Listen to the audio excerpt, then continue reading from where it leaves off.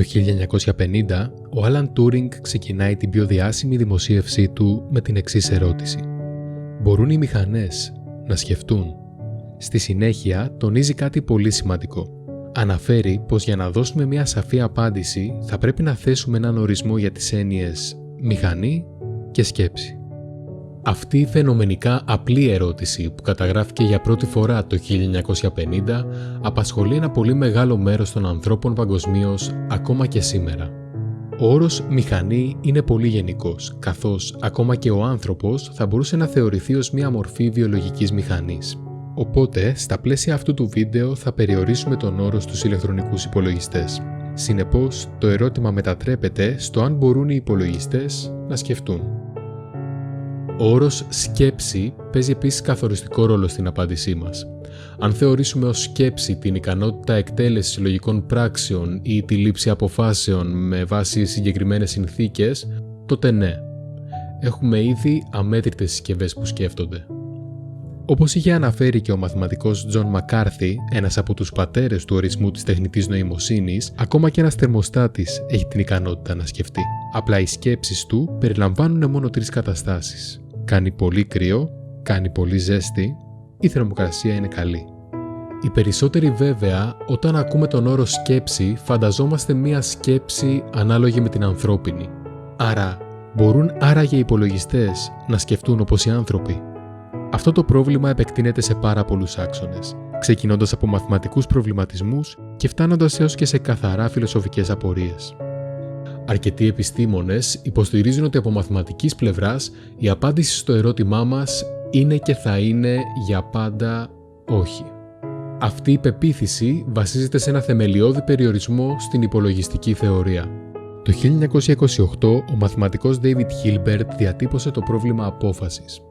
Το πρόβλημα απόφασης εξετάζει εάν υπάρχει κάποιος αλγόριθμος ο οποίος λαμβάνει σαν είσοδο μια λογική δήλωση και μπορεί να απαντάει πάντα έγκυρα για το αν η δήλωση είναι αληθής ή ψευδής, βασιζόμενος σε ένα πεπερασμένο πλήθος μαθηματικών αξιωμάτων.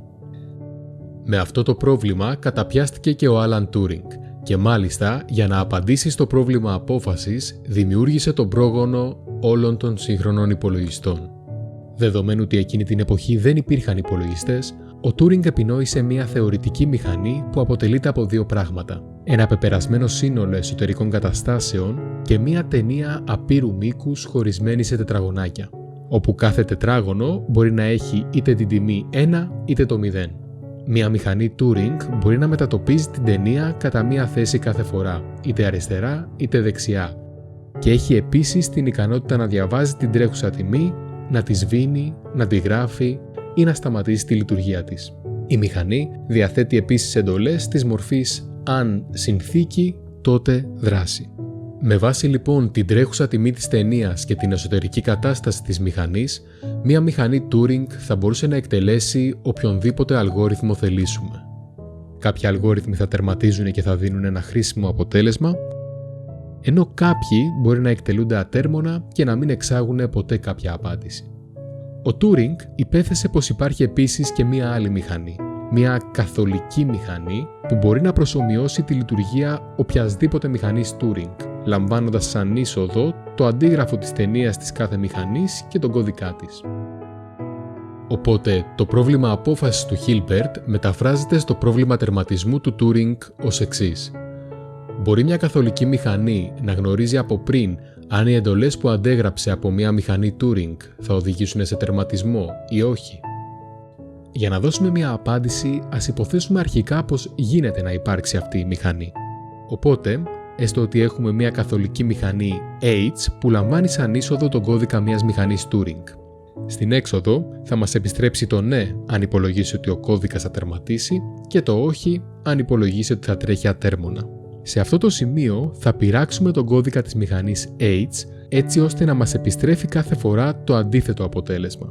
Δηλαδή, αν υπολογίσει ότι το πρόβλημα εισόδου θα τερματίσει, το H τότε θα μπαίνει σε ατέρμονη επανάληψη και δεν θα τερματίζει. Ενώ αν υπολογίσει ότι το πρόγραμμα εισόδου δεν τερματίζει, τότε το H θα μας επιστρέψει το ναι και θα τερματίζει αυτόματα. Τι θα γίνει τώρα αν βάλουμε για είσοδο στη μηχανή H τον κώδικα της ίδιας της μηχανής H? αν η μηχανή H υπολογίσει ότι το πρόγραμμα της H θα τερματίσει, αυτό σημαίνει ότι η μηχανή H θα μπει σε ατέρμονη επανάληψη και δεν θα τερματίσει ποτέ.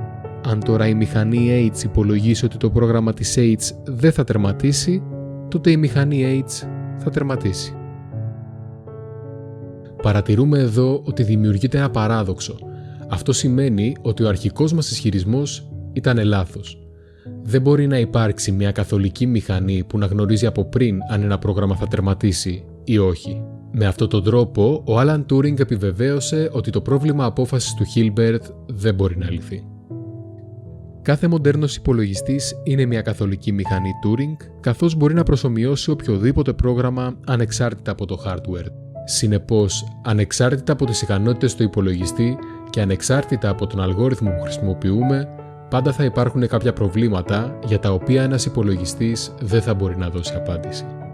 Για κάποιους επιστήμονες όπως ο Roger Penrose, αυτή η διαπίστωση είναι αρκετή για να θεωρήσουμε ότι ένας υπολογιστής δεν θα μπορέσει ποτέ να φτάσει την ανθρώπινη ευφυΐα, καθώς θα υπάρχουν πάντα προβλήματα που απαιτούν την ανθρώπινη διαίσθηση για να λυθούν. Όμως από την άλλη, ακόμα και η ανθρώπινη ευφυΐα δεν μας εγγυάται ότι ένας άνθρωπος είναι αλάθητος. Άρα, χρειαζόμαστε στα αλήθεια να φτιάξουμε έναν τέλειο αλγόριθμο έτσι ώστε να πλησιάσουμε τον ανθρώπινο τρόπο σκέψης. Εδώ και δεκαετίες αναπτύσσονται νέες τεχνολογίες όπως τα γνωστά τεχνητά νευρονικά δίκτυα, τα οποία, όπως φαίνεται και από το όνομά τους, προσπαθούν να μιμηθούν τον τρόπο λειτουργίας των ανθρώπινων νευρώνων. Τα νευρονικά δίκτυα δεν προγραμματίζονται με την κλασική έννοια από έναν προγραμματιστή, αλλά εκπαιδεύονται. Κατά την εκπαίδευσή τους, λαμβάνουν σαν είσοδο μεγάλο όγκο δεδομένων και ορίζεται η αναμενόμενη ή οι αναμενόμενες έξοδοι. Στη συνέχεια, το δίκτυο προσαρμόζει σταδιακά τις παραμέτρους του μέχρι να φέρει το επιθυμητό αποτέλεσμα. Κάποιοι πιστεύουν ότι η νοημοσύνη είναι θέμα κλίμακας, πως δηλαδή θα μπορούσε να γεννηθεί μια νοημοσύνη σαν την ανθρώπινη από ένα σύστημα που διέπεται από απλούς κανόνες, αρκεί αυτό το σύστημα να γίνει αρκετά μεγάλο και να εκπαιδευτεί σε πάρα πολλά δεδομένα. Ένα εντυπωσιακό παράδειγμα είναι το γλωσσικό μοντέλο GPT. Πρόκειται για ένα νευρονικό δίκτυο που έχει σαν βασικό στόχο την πρόβλεψη της επόμενης πιο κατάλληλης λέξης σε μια πρόταση. Οι ερευνητές που το δημιούργησαν ήθελαν να δούνε τι θα γίνει αν κάνουν αυτό το δίκτυο πολύ μεγάλο. Έτσι λοιπόν, έφτιαξαν ένα δίκτυο με 1,5 δισεκατομμύρια παραμέτρους. Το αποτέλεσμα ήταν εντυπωσιακό και παρατήρησαν επίσης ότι οι ικανότητες του μοντέλου αυξάνονταν όσο μεγάλωνε το μοντέλο. Λίγο καιρό αργότερα δημιούργησαν ένα ακόμα μεγαλύτερο μοντέλο με 175 δισεκατομμύρια παραμέτρους. Παρά το τεράστιο μέγεθος του μοντέλου, δεν παρατηρήθηκε κάποιος κορεσμός στην εξέλιξή του. Ως αποτέλεσμα, είχαμε ένα γλωσσικό μοντέλο ικανό να παράγει κείμενο με συνοχή στο λόγο του, να κάνει περίληψη κειμένων, μεταφράσεις, ακόμα και να γράφει κώδικα σε γλώσσες προγραμματισμού. Πρόσφατα μάλιστα χρησιμοποιήθηκε η ίδια λογική για την αυτόματη απόδειξη μαθηματικών θεωρημάτων. Παρ' όλα αυτά, παρά τις εντυπωσιακές δυνατότητες των τεχνητών νευρονικών δικτύων, είναι βέβαιο πως δεν πλησιάζουν την ανθρώπινη νοημοσύνη. Ο φιλόσοφος John Searle υποστηρίζει πως ένα υπολογιστικό πρόγραμμα δεν θα καταφέρει ποτέ να λειτουργεί σαν νους, καθώς το πρόγραμμα είναι μόνο συντακτικό. Τονίζει πως ο νους χαρακτηρίζεται από σημασία, δηλαδή ότι πέρα από την τυπική δομή του διαθέτει περιεχόμενο. Για να υποστηρίξει τη θέση του, σχεδίασε το νοητικό πείραμα του κινέζικου δωματίου. Ας φανταστούμε έναν υπολογιστή με ένα πρόγραμμα ικανό να κατανοεί την κινέζικη γλώσσα. Έτσι, για παράδειγμα, αν δώσουμε στον υπολογιστή μία ερώτηση στα κινέζικα, εκείνος θα ψάξει τη μνήμη του ή τη βάση δεδομένων του και θα μας δώσει μία απάντηση στα κινέζικα. Ας υποθέσουμε επίσης ότι οι απαντήσεις του υπολογιστή είναι το ίδιο καλές με αυτές που θα έδινε ένας άνθρωπος που γνωρίζει κινέζικα. Το ερώτημα είναι αν με αυτά τα δεδομένα θεωρούμε ότι ένας υπολογιστής κατανοεί κυριολεκτικά κινέζικα. Στη συνέχεια, ας φανταστούμε ότι κλεινόμαστε σε ένα δωμάτιο όπου υπάρχουν κάποια καλάθια που περιέχουν κινέζικα σύμβολα. Ας θεωρήσουμε ότι δεν γνωρίζουμε καμία λέξη στα κινέζικα. Αλλά μέσα στο δωμάτιο υπάρχει ένα βιβλίο που μας λέει πώς να διαχειριζόμαστε τα κινέζικα σύμβολα ακολουθώντας κάποιους τυπικούς κανόνες. Οι κανόνες είναι εντελώς τυπικοί χωρίς να περιγράφουν τη σημασία των συμβόλων. Για παράδειγμα, πάρε ένα σύμβολο Χ από το καλάθι 1 και τοποθέτησέ το δίπλα από το σύμβολο Ψ στο καλάθι 2. Ας θεωρήσουμε επίσης ότι στο δωμάτιο εισέρχονται νέα κινέζικα σύμβολα και αν ακολουθήσουμε μία σειρά από οδηγίες μπορούμε να επιστρέψουμε μία σειρά από σύμβολα έξω από το δωμάτιο. Έστω ότι τα σύμβολα που εισέρχονται στο δωμάτιο λέγονται ερωτήσεις και τα σύμβολα που εξάγουμε από το δωμάτιο ονομάζονται απαντήσεις. Επίσης, οι κανόνες του βιβλίου είναι πολύ ξεκάθαροι και εμείς με τον καιρό γινόμαστε πάρα πολύ καλοί στη διαχείριση των συμβόλων. Σύντομα λοιπόν, οι απαντήσεις που δίνουμε είναι ίδιες με αυτές που θα έδινε κάποιος που μιλάει και κατανοεί κινέζικα. Παρ' όλα αυτά, εμείς ακόμα δεν καταλαβαίνουμε ούτε λέξη στα κινέζικα, καθώς ακολουθούσαμε τυπικούς συντακτικούς κανόνες, αλλά δεν έχουμε ιδέα για το νόημα των συμβόλων. Αντίστοιχα λοιπόν, ο Searle υποστηρίζει πως κανένας υπολογιστής δεν μπορεί να κατανοήσει κινέζικα, απλά επειδή έτρεξε ένα πρόγραμμα. Ως αντεπιχείρημα σε αυτό το νοητικό πείραμα, κάποιοι υποστηρίζουν ότι το δωμάτιο σαν σύνολο κατανοεί κινέζικα, παρά που ο άνθρωπος στο εσωτερικό του δεν κατανοεί. Μπορούμε να φανταστούμε τον άνθρωπο σαν την κεντρική μονάδα επεξεργασίας του υπολογιστή. Ακολουθεί τις εντολές του προγράμματος του βιβλίου και έτσι το δωμάτιο με τον άνθρωπο, τα καλάθια και τα σύμβολα όλα μαζί σαν σύστημα κατανοούν κανονικά τη γλώσσα. Ο Searle από την άλλη καταρρίπτει αυτή την πρόταση επιμένοντας στην αρχική του θέση, ότι δεν υπάρχει δηλαδή τρόπος για ένα σύστημα να μεταβεί από σύνταξη σε νόημα. Σίγουρα οι υπολογιστές μας δεν σκέφτονται προς το παρόν και το άλυτο στο πρόβλημα απόφασης του Hilbert θα μας υπενθυμίζει πως πάντα θα έχουμε έναν θεμελιώδη περιορισμό στις διαισθητικές ικανότητες των υπολογιστών του μέλλοντος. Όμως, οι ικανότητες των υπολογιστών και η πρόοδος της τεχνητής νοημοσύνης έχουν συμβάλει ανεκτήμητα στη βελτίωση του τρόπου ζωής μας και την εξέλιξή μας. Μπορεί η αναζήτηση για νοήμονες μηχανές να φαντάζει μάταια σε πολλούς, όμως αυτό δεν πρέπει να μας αποτρέπει από το να διερευνούμε περισσότερο τις δυνατότητες και τα όρια των υπολογιστών. Είναι κάπως παραπλανητικό να συγχέουμε τις δυνατότητες των υπολογιστών με την ανθρώπινη νοημοσύνη. Και όταν κάνουμε αυτή την άδικη σύγκριση, πολλές φορές μειώνουμε την αξία της εντυπωσιακής τεχνολογικής προόδου που έχουμε πραγματοποιήσει όλα αυτά τα χρόνια. Για την ακρίβεια, οι υπολογιστές είναι πολύ καλύτεροι από τους ανθρώπους σε πάρα πολλούς τομείς. Ένας υπολογιστής μπορεί να εκτελέσει αριθμητικές πράξεις με απίστευτη ευκολία και ταχύτητα, όμως δεν το κάνει με τον τρόπο που το κάνουν οι άνθρωποι. Και δεν θα θέλαμε να το κάνει με τον ίδιο τρόπο, γιατί έτσι θα γινόταν πιο αργός και επιρρεπή σε λάθη.